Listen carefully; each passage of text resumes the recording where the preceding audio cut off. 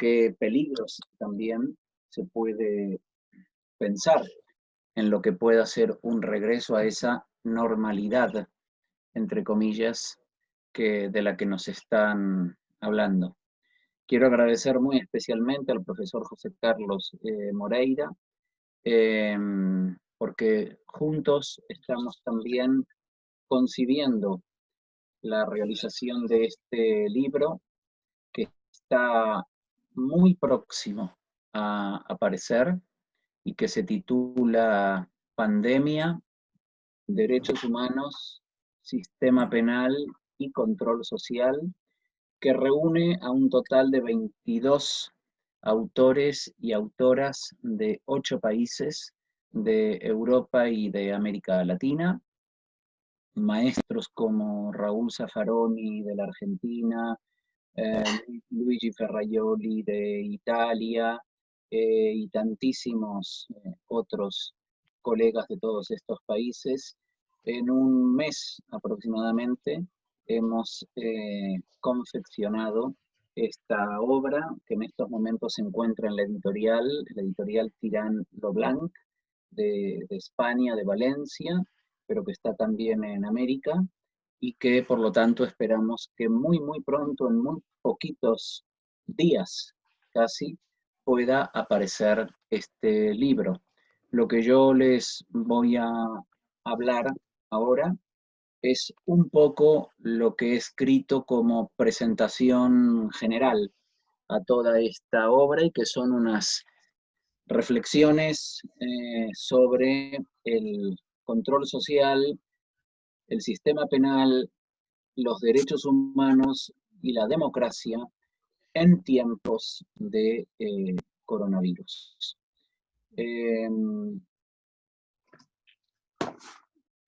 Creo que puedo empezar por hablar como título general un poco de esto, de que estamos asistiendo a un nuevo gran encierro propio de la modernidad tardía que hoy en día estamos habitando y al mismo tiempo estamos padeciendo.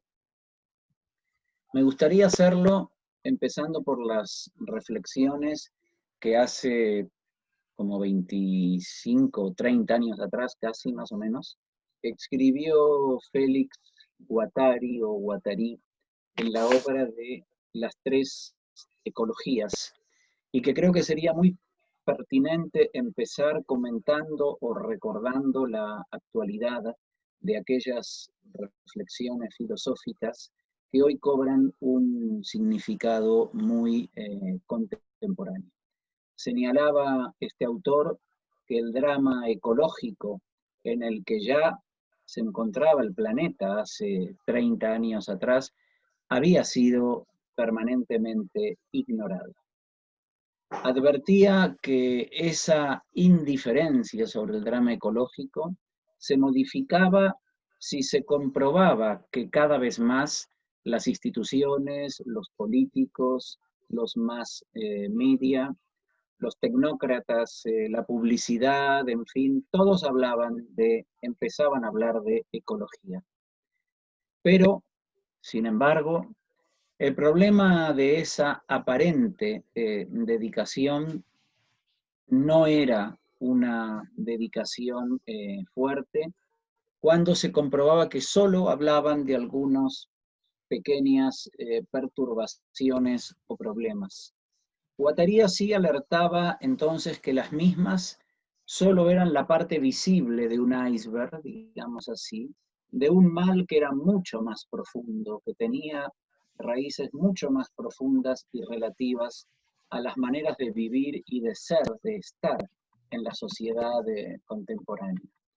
Y así proponía este autor francés hace 30 años pensar junto a la ecología medioambiental también en la construcción de lo que podía ser una ecología social y una ecología mental. Es decir, proponía un entrecruzamiento de las prácticas innovadoras de la subjetividad, como enseguida vamos a ver. Como digo, hace poco más de 30 años, él anunciaba una profunda transformación de las cartografías existenciales. Hablaba de una gran exacerbación del vacío de la subjetividad, la cual cada vez más llevaba a presentarse como absurda, como sin recurso. Advertía así que el progreso, la racionalidad del progreso y la ciencia no lograban producir una liberación, una emancipación ni individual ni colectiva. Es más, añadía que no solo no se constataba una relación de causa-efecto entre el crecimiento de los recursos técnicos científicos y el desarrollo de los procesos sociales y culturales, sino que parecía incluso evidente que asistimos a una degradación irreversible de los operadores tradicionales de la regulación social.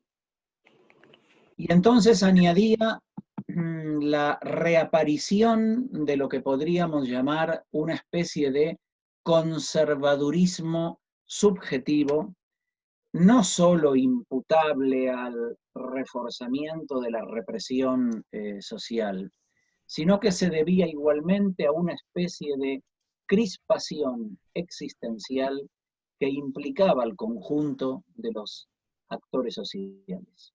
Guattari advertía que las dos ecologías que él hablaba, la social y la mental, que trataba de integrar con la de carácter medioambiental, podrían ser útiles, funcionales, para pensar y para explicar, por ejemplo, la introyección, la aceptación del poder represivo en los oprimidos o incluso el silencio de las protestas. Propuso pensar a través de 4 categorías semióticas de significado. Las semióticas económicas, considerando instrumentos financieros, contables, monetarios. Las semióticas jurídicas, examinando la legislación de cada momento. Las semióticas técnico-científicas, como programas, planificaciones, y en cuarto lugar la que denominaba las semióticas de subjetivación, como aquellas conformaciones del urbanismo, de la arquitectura, de las ciudades, de los equipamientos, que conformaban una determinada subjetividad. En definitiva, el tiempo que anunciaban aquellos años, hace 30 años, que enseguida iba a recibir el nombre de globalización, hacían inseparable el constructo, la construcción entre lo productivo, lo económico y lo subjetivo. Y así, el armazón teórico de estas 3 ecologías, de las que él hablaba, podía ser útil, y creo yo que sigue siendo hoy en día muy útil, como veremos junto al concepto Foucaultiano de dispositivo, para pensar el tiempo presente, y es lo que hacemos todos en este libro, como digo, que se va a publicar recientemente. No. Y pensamos en el dispositivo pandemia, empleando la categoría de Michel Foucault de dispositivo, podemos seguramente entender mucho más qué es lo que está sucediendo hoy en día. Repetimos un poco. En una vieja entrevista de 1977, Foucault se esforzó por definir qué entendía él por el concepto dispositivo. Y señalaba que se trataba de un conjunto heterogéneo que podía comprender discursos, instituciones, reglamentaciones jurídicas, órdenes gubernamentales, instalaciones arquitectónicas, enunciados científicos e incluso valoraciones morales, entre muchos elementos. Es decir, el dispositivo comprendía tanto lo dicho como lo no dicho, El dispositivo es la red, en realidad, que puede establecerse en torno a cada uno de esos elementos.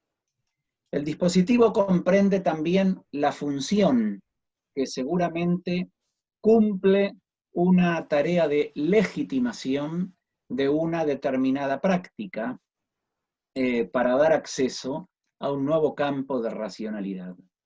También aclaró Foucault, entonces, que el dispositivo podía ser una especie o una estrategia que tratara en un momento determinado de dar una respuesta a un acontecimiento que siempre se presenta como urgente, como excepcional, como algo emergente frente a lo cual nunca son suficientes los remedios ordinarios. El dispositivo podía ser entonces un claro instrumento de gobierno para justificar una determinada práctica entendida como necesaria, como urgente. Aclaraba, el dispositivo no es una institución, el dispositivo es una relación, es una red, es un complejo de relaciones que comprende el saber y comprende el poder, que no tiene una naturaleza abstracta, aunque a veces lo parezca, y que normalmente se expresa con una delimitación en el tiempo y en el espacio. Para Foucault, lo importante del dispositivo es que no solo captura sujetos, sino que en realidad los produce, es decir, produce una subjetividad determinada, como veremos.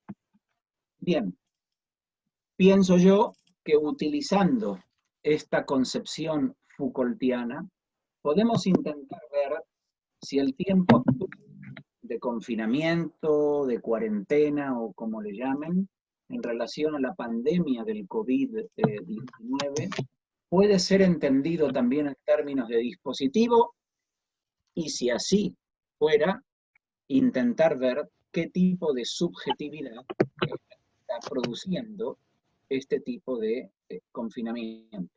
A esto va el libro que aprovecho para presentar.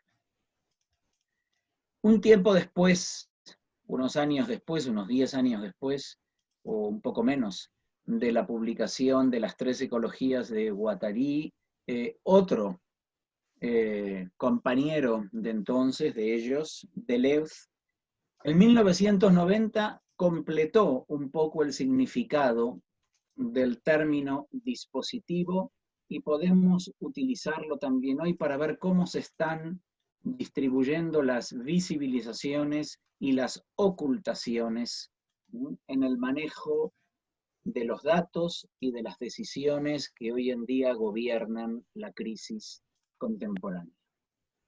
Deleuze advertía que el dispositivo no produce cualquier tipo de subjetividad, sino fundamentalmente una, y muy en especial, una subjetividad de una naturaleza obediente. Se trataba de la producción de sujetos sujetados a un orden de discurso, como él señalaba, cuya estructura mantiene un pretendido régimen de verdad dogmática y por lo tanto requiere de obediencia, requiere de acatamiento al dogma. Bien, yo digo estas cosas y escribo la presentación que ahora les estoy haciendo aquí en este libro desde España, en estos momentos, uno de los países de mayor afectación en todo el mundo, en cifras tanto porcentuales como absolutas, en lo que tiene que ver con contagios y con muertes.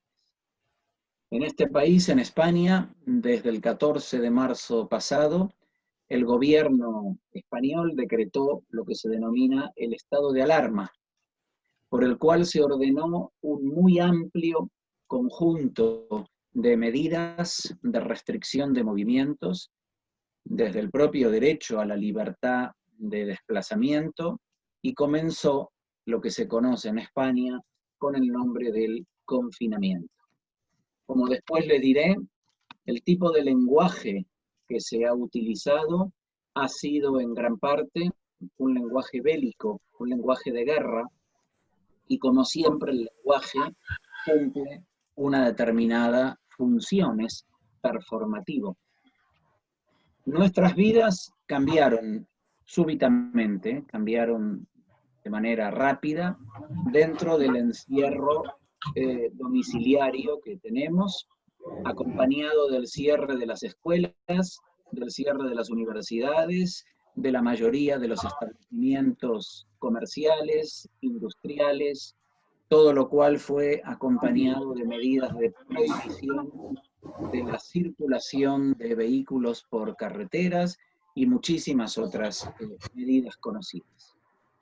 Empezamos todos los días a escuchar decretos, ruedas de prensa diarias y permanente información radio televisada durante todo el día, con una recentralización de competencias hacia la administración centralizada del Estado, con una gran pérdida de la autonomía de los gobiernos locales.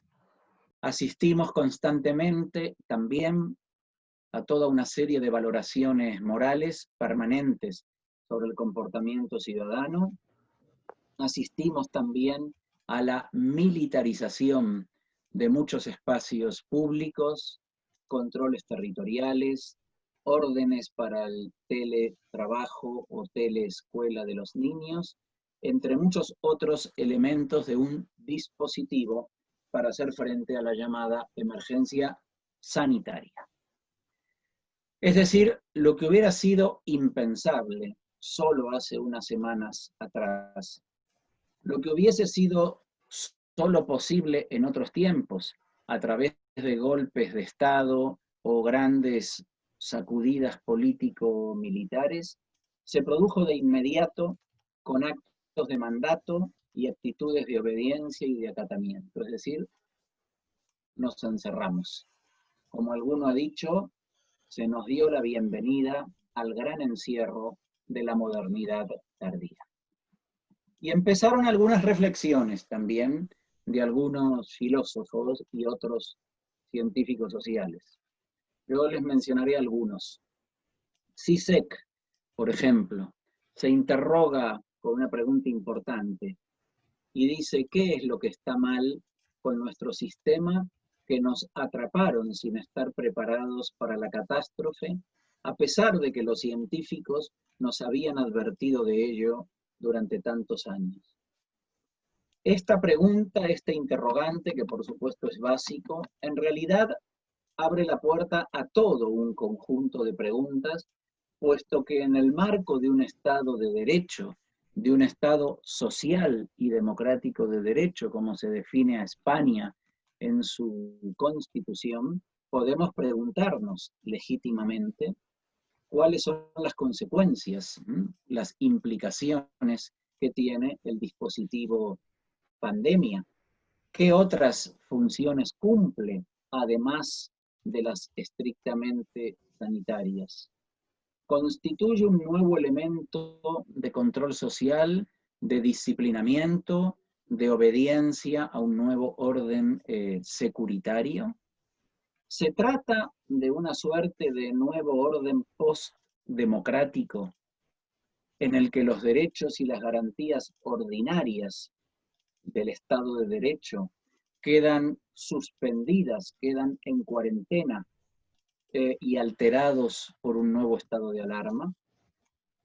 Todo el nuevo poder de carácter policial y militar, al menos en España y en otros países, uno podría también preguntarse, ¿representa una nueva forma de gobernanza postmoderna?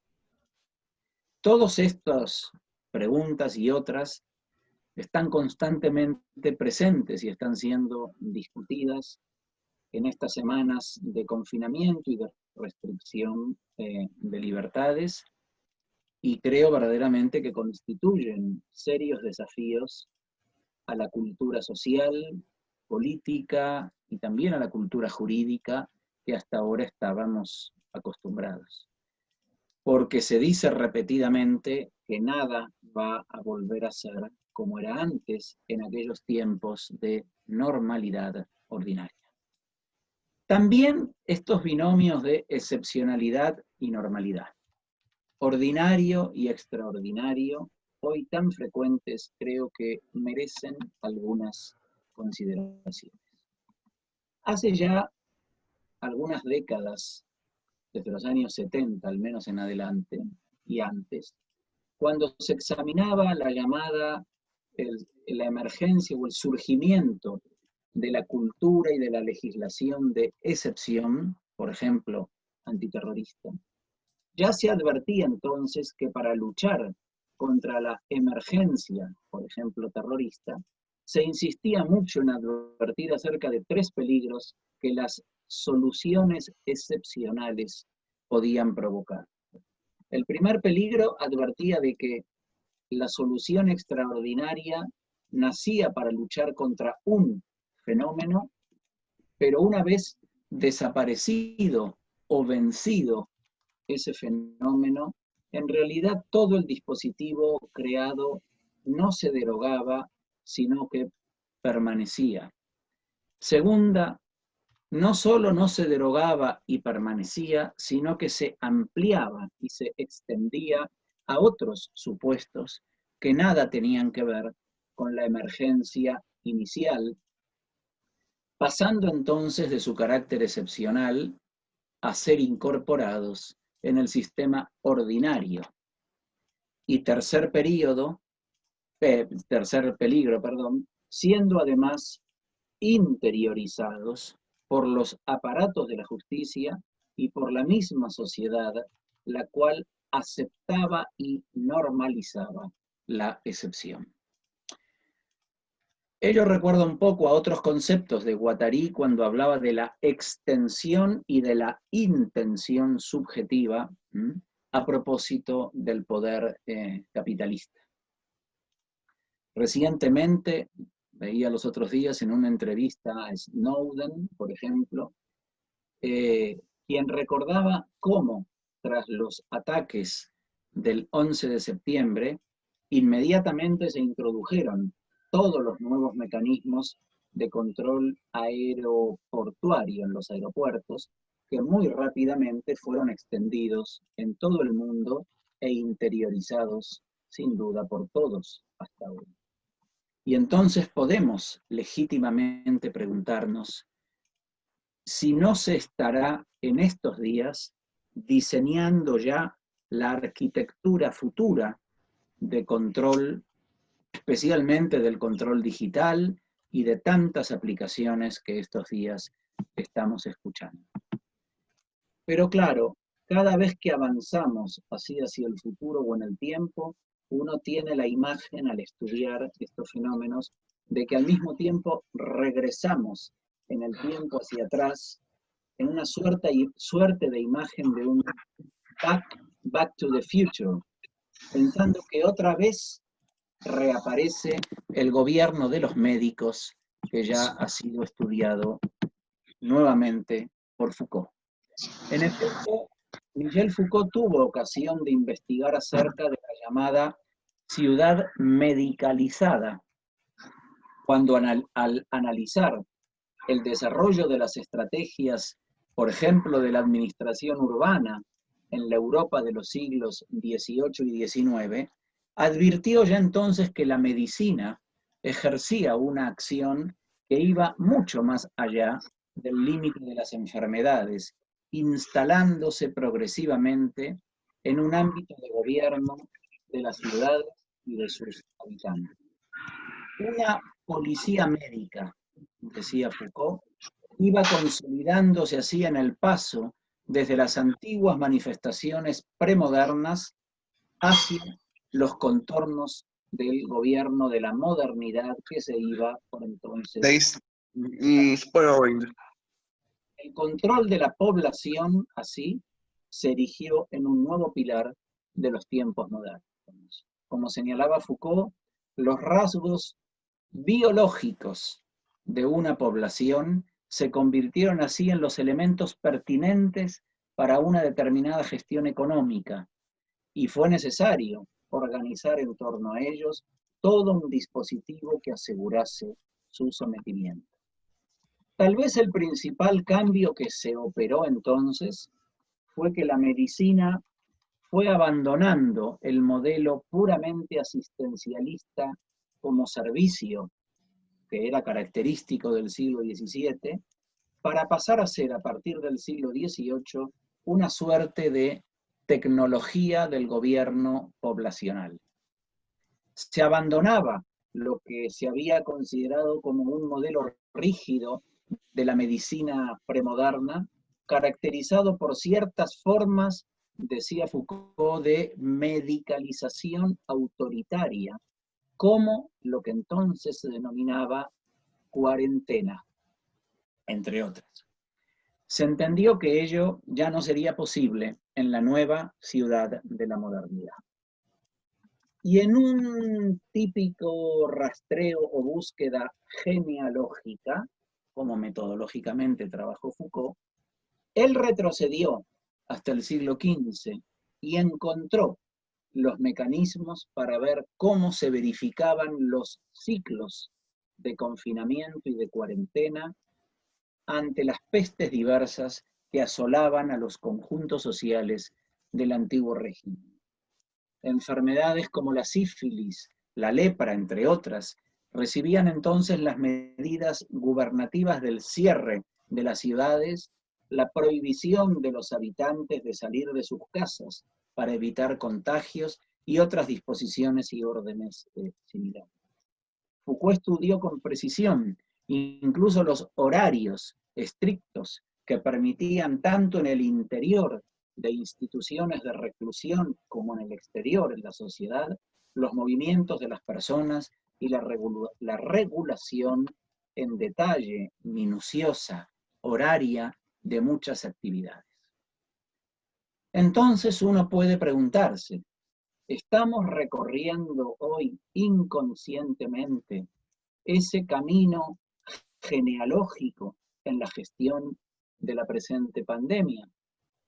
Bueno, ahora que en muchos países, España y otros, empiezan a elaborarse planes para un posible aminoramiento, desescalada, desconfinamiento, todos los nombres que se le da, y cuando uno ve las nuevas regulaciones, las franjas horarias para los adultos, para los niños, para ir a hacer deporte, para la compra, para caminar, la regulación del espacio, de no alejarse más allá de 1 kilómetro del domicilio, es decir, la regulación de la vida en tiempo y en espacio, esta imagen, como digo, del Back to the Future, adquiere verdaderamente una significación muy, muy especial ante esta situación excepcional.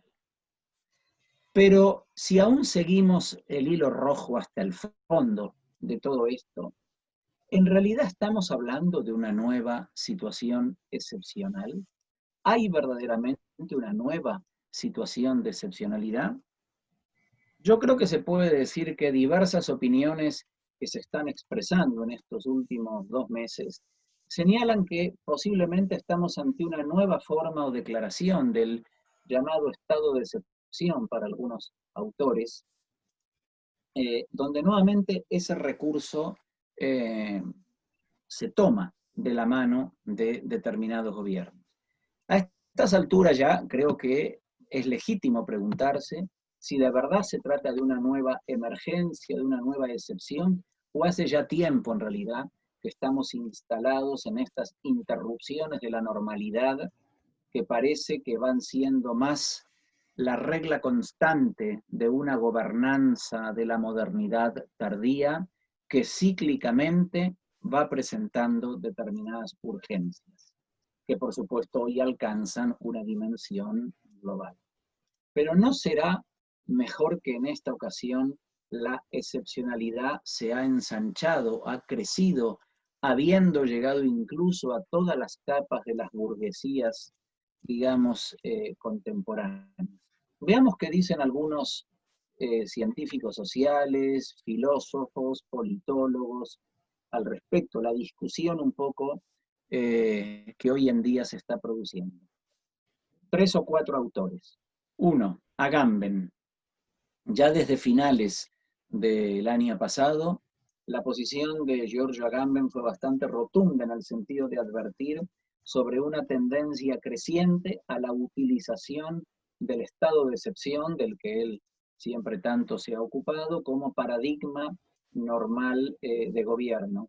Y aludiendo unos 2 meses antes a lo que terminaría sucediendo en Italia, señalaba que por razones de salud y seguridad pública se confinaría a la inmensa mayoría de la población. Él dijo que esto no era demasiado diferente a otra gripe que ya se hubiera conocido, y esto inmediatamente abrió la discusión o el debate, por ejemplo, con Jean-Luc Nancy, quien le criticó o le reprochó que evidentemente no es lo mismo y que, entre otras cosas, la gripe posee una vacuna, el coronavirus no tiene ninguna vacuna todavía hasta el momento. No obstante estas críticas, Agamben volvió a insistir señalando que la epidemia y la reacción a la epidemia hace reaparecer este estado de excepción al cual los gobiernos nos tienen acostumbrados hace tiempo, advirtiendo que ha habido epidemias más graves y no ha habido en realidad reacciones de este tipo. Como es conocido, la posición de Agamben creo que es hoy en día bastante unánimemente criticada por otro tipo de autores. Recientemente, autor muy cercano a todos ustedes, Boaventura de Sousa Santos, respecto de las consideraciones de Agamben, por ejemplo, alertaba por parte de Boaventura que en realidad la situación no está bien planteada por Agamben, porque seguramente el debate contemporáneo no es entre Estado democrático y estado de excepción, sino en realidad entre estado de excepción democrático y estado de excepción antidemocrático, porque en realidad hace rato que vivimos en estados de excepción.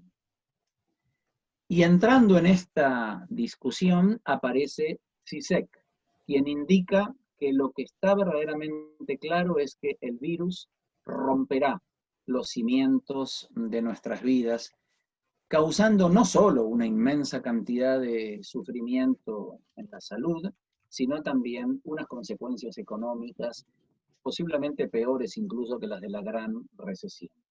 No hay una vuelta a la normalidad, dice de manera tajante Zizek. La nueva normalidad tendrá que ser construida en realidad sobre las ruinas de nuestras viejas vidas o nos encontraremos frente a una barbarie. No es posible tratar la pandemia solo como un desafortunado accidente que no es natural, sino que habrá que tratarla con muy importantes ajustes políticos y económicos, hablando de una suerte de nuevo comunismo, de neocomunismo, que tendrá que ser seguramente llevado a nivel mundial, a escala global. La coordinación de la producción y de la distribución fuera de las coordenadas del mercado tradicional como ha sido conocido hasta entonces. Y así propone al final de su reciente libro, así titulado, ¿no? Pandemia, donde entra en juego esta noción de comunismo de la que él habla. Dice textualmente, no como un oscuro sueño, sino simplemente como una forma de poner nombre para lo que ya está sucediendo hoy en día, como una necesidad, como un conjunto de medidas que ya están siendo consideradas e incluso parcialmente aplicadas. No es una visión de ningún futuro brillante, sino más bien, como él dice, de un comunismo del desastre frente a como un antídoto al capitalismo de desastre o capitalismo del desastre. Y el Estado, concluye Zizek, debe asumir en este sentido un papel mucho más activo, organizando la producción de cosas que se necesitan urgentemente, como equipos de prueba, respiradores, máscaras, secuestrando hoteles si hace falta y otros centros de carácter turístico, garantizando el mínimo de supervivencia de todos los nuevos desempleados y así sucesivamente, haciendo todo esto, abandonando definitivamente los mecanismos de mercado. En esta discusión entre estos autores aparece también el famoso Chul Han, que proveniendo de la cultura, digamos, del este asiática, señala que en realidad, desde un punto de vista de la cultura política, Asia tiene algunas ventajas, entre comillas. ¿Cuáles son? Chul Han afirma que estados asiáticos como Japón, Corea, Hong Kong, China, Taiwán o Singapur tienen una mentalidad autoritaria que les viene de la tradición cultural del confucianismo, señala él, y que en estos contextos culturales las personas son más obedientes que en el contexto europeo o menos críticas. Y en ese orden señala que confían más en el Estado, añadiendo que no solo en China, sino en países como Corea o Japón, la vida cotidiana está organizada mucho más estrictamente que en Europa. Sobre todo para enfrentarse al virus, Chul Han advierte que los asiáticos apuestan fuertemente por la vigilancia digital que ya han aceptado de manera obediente y que incluso sospechan que el Big Data, digamos así, podría encerrar un potencial enorme para defenderse de la pandemia. Se podría decir que en Asia, dice textualmente él, las epidemias no las combaten los virólogos o los epidemiólogos, sino sobre todo los informáticos y los especialistas en macrodatos. Y que en realidad la gente acepta de manera obediente este tipo de intromisión en la vida personal y familiar. Yo creo que todo este conjunto de reflexiones y de afirmaciones son muy importantes para tener elementos de discusión sobre el momento de control planetario al que asistimos. Es cierto que además yo añadiría modestamente a esto, que en realidad vivimos ya hace tiempo en la era de los muros, que esto no es demasiado nuevo.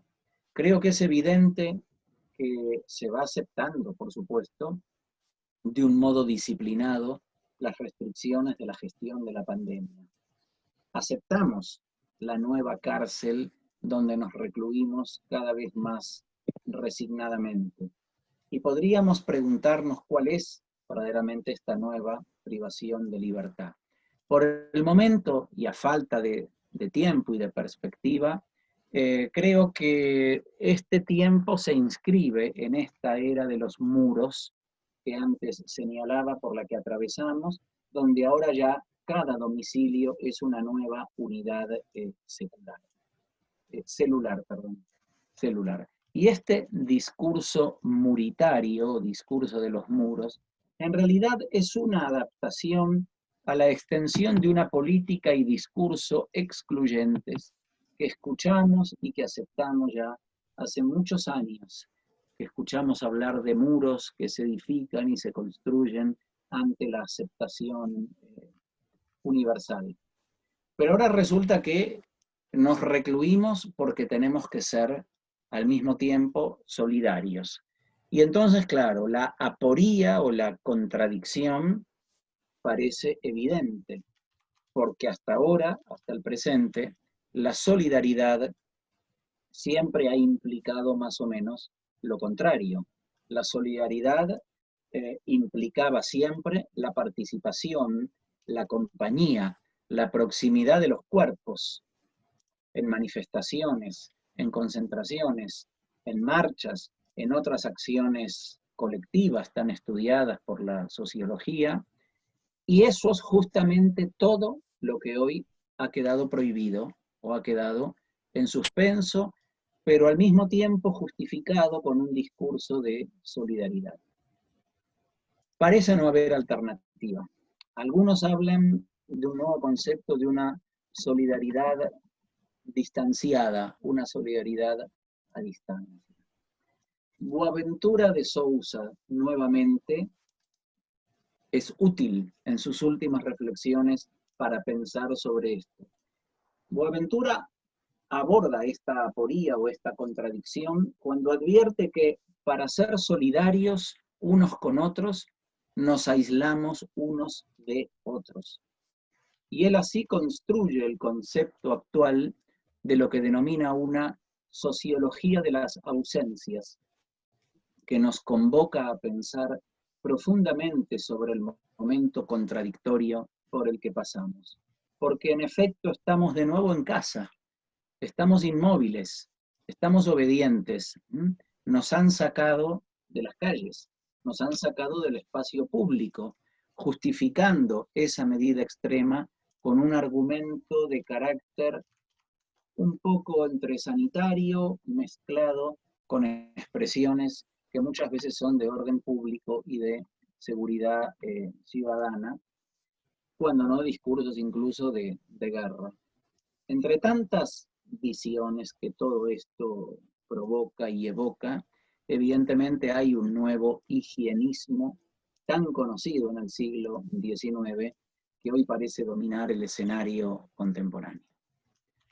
En fin, habitamos una suerte de vida en pausa, una nueva modalidad de vida online o en streaming, donde casi todo pasa por la pantalla, por la televisión, por la computadora, por el teléfono móvil, por las diversas plataformas como esta de Zoom y otras que utilizamos para comunicarnos, y en tanto nuestro nuevo encierro, tan angustiante en el sentido de no saber su fin, vuelve a retrotraer en el campo incluso de la penología la idea de la penalidad indeterminada propia del positivismo del siglo XIX que provocaba tanta angustia en los presos por no saber nunca la fecha de su liberación, de cuándo terminaba la privación de libertad. En la obra, en el libro que estamos a punto de publicar, en la parte final hay una conversación muy buena, muy larga, buenísima, entre Mónica Bull de Costa Rica y Sayak Valencia de México, psicoanalista una, filósofa a la otra, que terminan con una pregunta, con un interrogante muy, muy fuerte, muy provocador en este sentido. ¿Qué es lo que vamos a tener que sacrificar para poder volver a vivir en comunidad? Pregunta que por supuesto queda en el aire como interpelación en muchos ámbitos de las relaciones humanas, de las libertades fundamentales, también de la gestión de los afectos, de la administración del tiempo, del uso del espacio, del ejercicio de los derechos. Intentando entender un poco todo lo que está pasando, uno podría preguntarse también, ¿cuál es la racionalidad que está detrás de todo este dispositivo? Porque hay argumentos de salud con argumentos de guerra, con argumentos de policía. La cuarentena se justifica, por supuesto, por una necesidad de preservación de la salud pública. El argumento es contundente, es claro y es inapelable. Y no se puede admitir la irresponsabilidad de determinados gobernantes que quieren negar la evidencia en una negación absolutamente criminal, porque creo que no puede ser calificada de otra manera. Lo que no es tan claro, y legítimamente tenemos derecho a poder investigar, es el discurso, la gestión y a veces incluso el lenguaje de toda la administración de todo este dispositivo que, al menos hablando de España, en gran parte ha sido también de carácter militar. El lenguaje siempre es performativo, como bien se sabe, es decir, construye realidad, o al menos pretende construir realidad. Reitero lo que dije al principio, yo hago estas reflexiones o escribo estas líneas desde España en abril, mayo de 2020, uno de los sitios de mayor afectación en todo el mundo en la expansión de la pandemia. Y sin duda, un escenario de este tipo condiciona muchas de las argumentaciones. Más contradicciones se detectan en el caso español, por ejemplo. Gobierna por primera vez en España una coalición de la izquierda, el Partido Socialista y el Partido de Unidas Podemos. Y sin embargo, el gobierno más progresista, digamos así, de la izquierda, que se ha tenido hasta el presente, cada día aparece acompañado en sus ruedas de prensa por mandos del ejército y por mandos de la Guardia Civil. Casi a diario las televisiones vienen transmitiendo las comparecencias y las ruedas de prensa del gobierno, normalmente con 3 uniformes militares que a diario van informando sobre la evolución de la pandemia desde que el estado de alarma fue decretado. El dispositivo incluso militar contra la pandemia ha sido bautizado con el nombre de Operación Balmis, en honor de un viejo militar cirujano del siglo XIX, y puede encontrarse mucha información sobre ello en la página del propio Ministerio de Defensa, donde, por ejemplo, el jefe militar de todo este dispositivo, el coronel Calvo González Regueral, da cuenta del mayor despliegue nunca conocido en el ámbito de la democracia del ejército español que se sepa. Y se señala que el gobierno de España, tras la activación de este estado de emergencia, decidió activar un mando único que recae sobre el jefe del Estado Mayor de la Defensa, el general Miguel Ángel Villarroya, a través de un mando de operaciones de la Unidad Militar de Emergencias que ha desplegado prácticamente 10.000 uniformados militares en las primeras semanas de gestión de la crisis. El presidente del gobierno español, Pedro Sánchez, ha afirmado textualmente que estamos en guerra, que libramos una guerra sin bombas, que hemos de estar unidos contra el enemigo. Y uno se pregunta, ¿el enemigo es el virus? ¿O quién es el enemigo de esta guerra? ¿Hay un enemigo? ¿Realmente hay una guerra? ¿Estamos entonces ante un conflicto de salud pública o estamos en presencia de otro conflicto armado, bélico o de guerra? López Petit, un gran compañero filósofo de Barcelona, reflexionando sobre toda esta estrategia de guerra, señala de manera clara, analizando, digamos, todo esto, que el neoliberalismo así se pone descaradamente el vestido del Estado guerra, porque finalmente el capital tiene miedo. Claro, las críticas a la militarización de la gestión de la epidemia en España no tardaron en manifestarse desde multitud de colectivos sociales, organizaciones de derechos humanos, académicos, periodistas, entre otros. Las primeras críticas vinieron desde un punto de vista, si se quiere, jurídico-constitucional, al recordar que de acuerdo a la propia Constitución española, el estado de alarma no permite el despliegue del ejército. El único estado constitucional en el cual el ejército puede asumir algunas funciones es la declaración del estado de sitio, artículos 33 a 36 de la Constitución española, cuando se declara en realidad una insurrección armada contra la soberanía nacional, lo que no es el caso del presente. Y especialmente las críticas a la militarización se elevaron cuando se hizo público que el jefe del Estado Mayor del Ejército solicitó a sus subordinados que vigilaran y monitorearan las falsas noticias susceptibles de generar estrés social. Y en un intento burdo de apaciguar el profundo malestar que suponía esta posible criminalización de las críticas propias del derecho a la libertad de expresión, la ministra portavoz del gobierno señaló que las palabras del militar habían sido un lapsus, en realidad y ordenó el aplauso diario al general en sus comparecencias. Más allá del aparente lapsus que el militar pueda haber tenido, alguna autora advirtió rápidamente el desconcierto de no saber qué es peor. Si un general diciendo que van a perseguir a la libertad de expresión o un gobierno socialista aplaudiendo la decisión del militar en este sentido. Lo cierto es que, afortunadamente, creo yo, todo este conjunto de críticas hizo que recientemente el gobierno retirara de la escenografía informativa a los representantes del ejército, dando una cierta imagen de desmilitarización. Ha habido escenarios ridículos al respecto, como que acudan 40 militares a la desinfección del aeropuerto de Barcelona con las cámaras de televisión, cuando en realidad hay centenares de mujeres todos los días limpiando el aeropuerto sin ninguna televisión que hable verdaderamente de quiénes son ellas, que son las que están sosteniendo el gran peso de toda esta crisis que no requiere de ejércitos ni de militares, sino que requiere de la sociedad, de la comunidad y de médicos.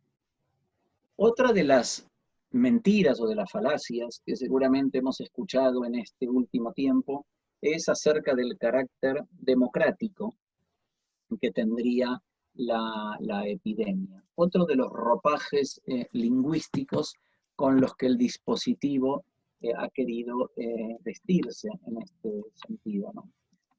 Desde los inicios del tratamiento informativo de la pandemia, algunos, como incluso un viceministro de salud de Irán, recuerdo, señaló que el virus es democrático, porque afecta igual a un primer ministro que a un empresario, un trabajador o a una persona pobre.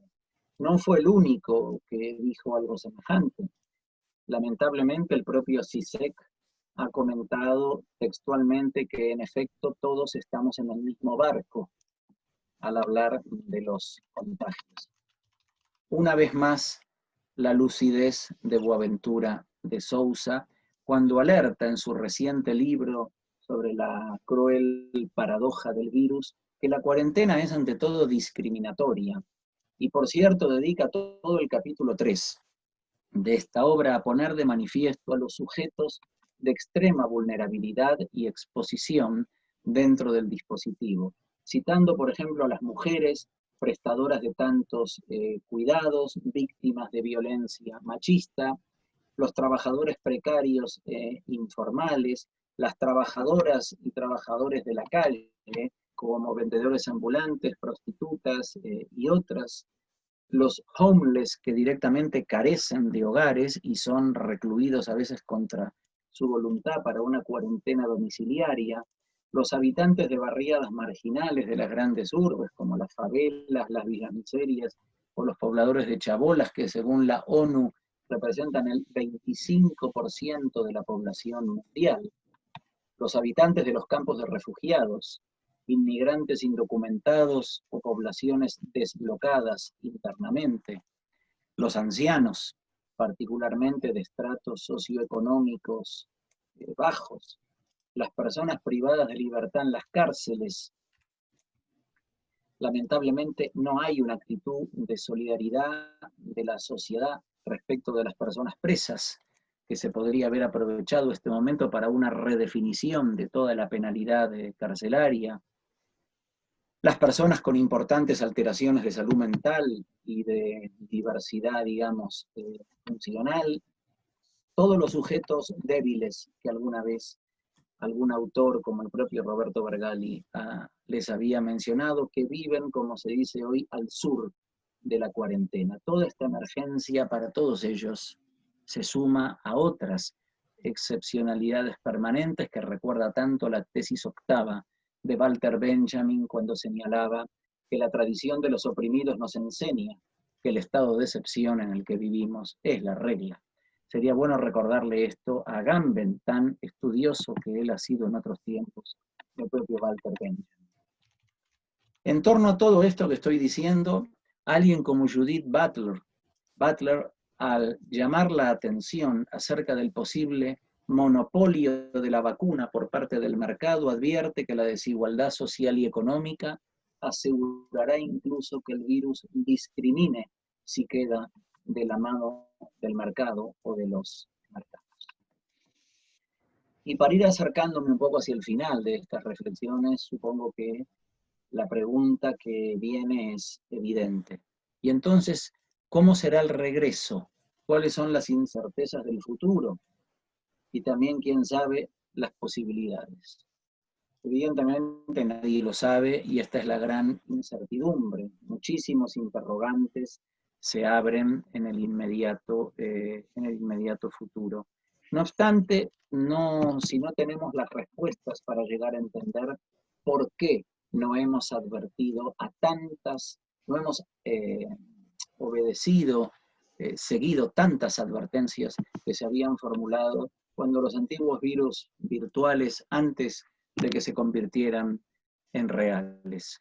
El debate acerca de la paulatina aceptación de una vigilancia intrusiva en nuestras vidas futuras es evidentemente algo decisivo en este momento.